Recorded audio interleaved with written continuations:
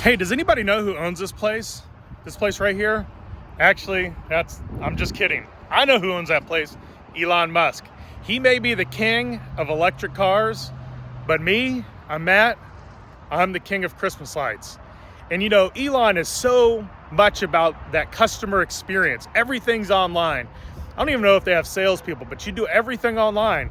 Cut out the dealership, cut out the going back and forth, the finance guy. We all hate that stuff. You know, it's about that experience. People buy Tesla because it's an experience and they have a great product and it makes them feel good. So help me get a hold of this guy right here and let's take that experience to the next level. If you buy a car in Q4, what if they came to pick it up and we had this whole property lit up? What if we got these trees done here? And when they came into the dealership to come pick up their car, what if we made that a magical experience? That Christmas magic. How can we make that super special? And how can we light up this building?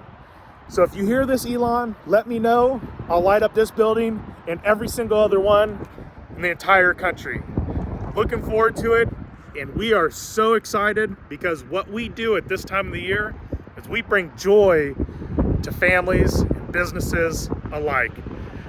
Follow us for more tips.